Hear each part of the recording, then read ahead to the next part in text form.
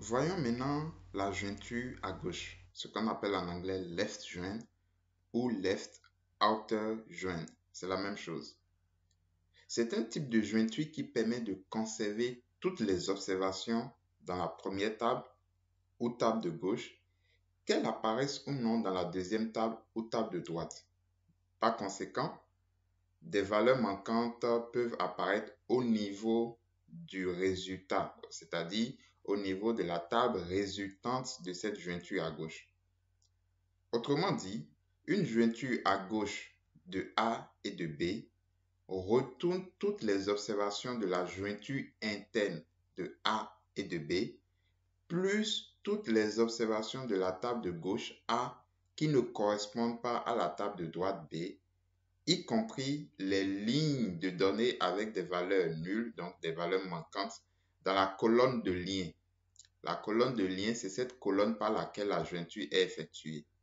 Et donc, l'image ci-contre illustre bien la jointure à gauche. Donc, la jointure à gauche de la table A à la table B sera la jointure interne entre A et B, plus toutes les observations de la table A qui ne correspondent pas à la table B. Et bien évidemment, il y aura apparition des valeurs manquantes, c'est-à-dire les lignes de A qui ne correspondent pas à B. Et nous allons voir un exemple. Le responsable du département marketing et vente de l'entreprise souhaite connaître les emails des clients qui n'ont jamais reçu un mail de la part de l'entreprise. Il vous a donc remis un fichier CSV nommé emails.csv que vous allez utiliser pour lui produire le résultat. Afin de répondre à cette demande, vous pouvez effectuer une jointure à gauche de la table client à la table emails. Donc, je vous invite à d'abord créer une table à partir du fichier email.csv, comme nous avions l'habitude de le faire, et je m'en vais vous montrer comment effectuer la jointure. Donc, comme je vous le disais, il faut absolument créer une table nommée email à partir du fichier email.csv, comme nous avions l'habitude de le faire. Prenez le soin de spécifier la database FirstAutoDB, de mettre la première ligne en tant que ligne des en-têtes et de cocher un fait schema. Et après avoir coché un fait schema, il faut vérifier aussi manuellement les types des données au niveau des colonnes. Surtout, veillez à ce que les colonnes représentant des dates soient en timestamp, comme nous avions vu précédemment avec d'autres tables. Une fois que vous avez créé la table email, vous pouvez la visualiser dans le notebook.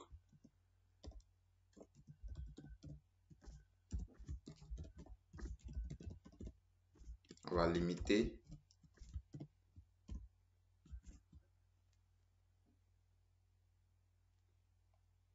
Donc, voici notre table emails qui contient les identifiants, l'identifiant du client, le mail qui lui a été envoyé, d'accord, l'objet du mail, etc. et d'autres informations comme la date d'envoi, la date à laquelle le client a ouvert le mail, d'accord, s'il a ouvert, la date à laquelle il a cliqué sur le mail, d'accord.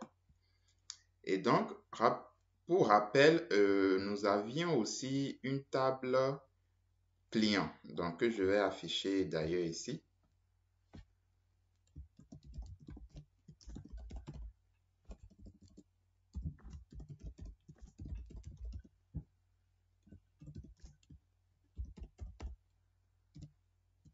Que je limite aussi à 5 observations.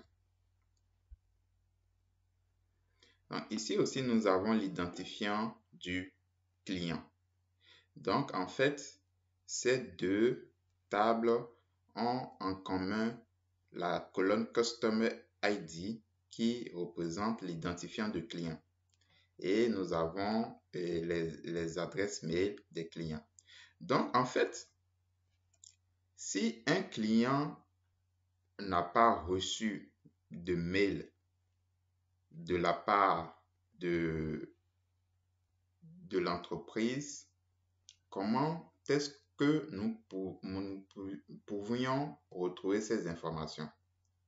Il suffit tout simplement de faire une jointure à gauche de la table client à la table emails.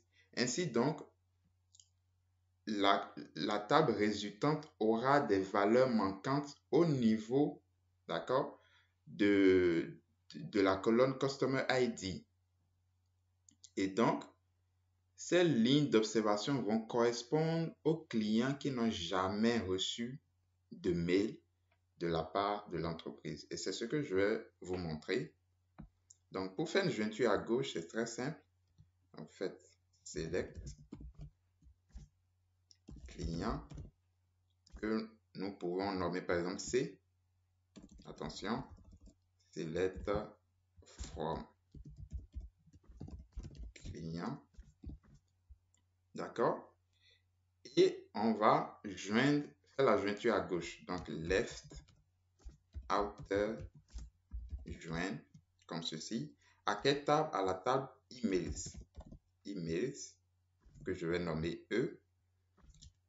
Et sur quelle colonne la jointure sera faite? Sur la colonne Customer ID commune aux deux tables. Donc, en E Customer ID égale C Customer ID. D'accord? Et voici la jointure.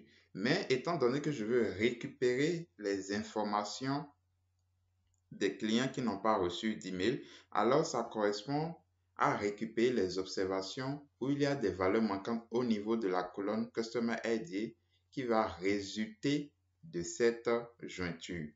Donc, je vais dire where, d'accord, c'est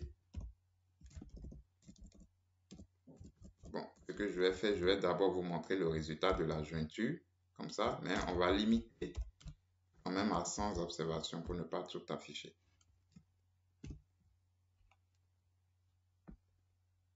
Donc, on sélectionne la table client et on fait une jointure à gauche à la table emails, d'accord, au niveau de la colonne Customer ID commune aux deux tables. J'exécute.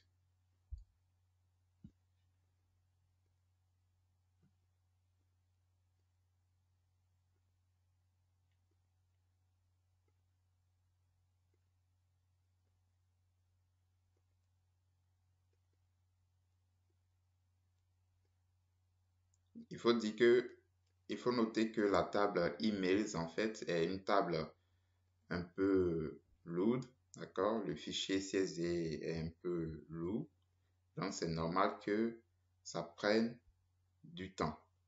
Mais rappelez-vous que nous sommes dans l'édition gratuite de Databricks.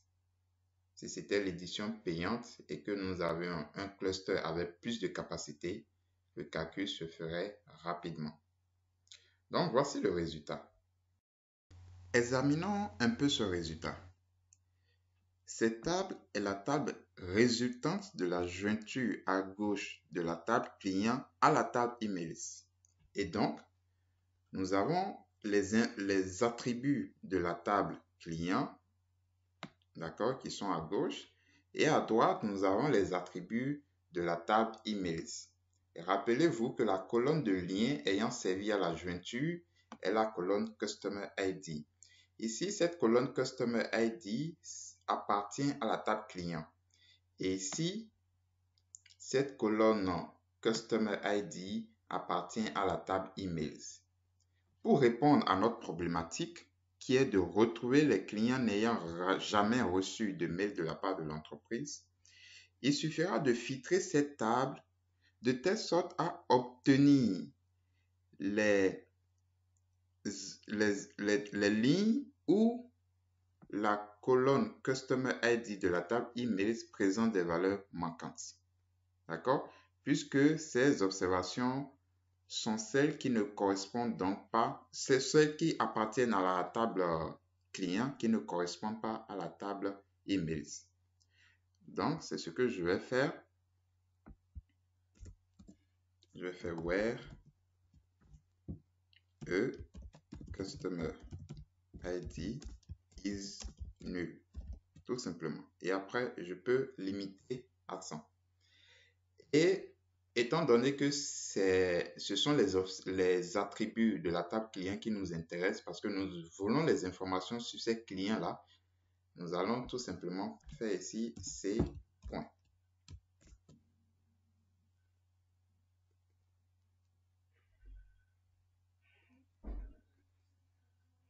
Voilà. Donc, maintenant, nous avons les informations des clients n'ayant jamais reçu de mail de la part de l'entreprise. Et ainsi, ce résultat va beaucoup servir au département marketing car elle pourra envoyer, car le département plutôt pourra envoyer des mails à ses clients pour les engager quant aux produits de l'entreprise. Dans la vidéo qui va suivre, nous allons voir la jointure à droite qui n'est qu'une image de la jointure à gauche.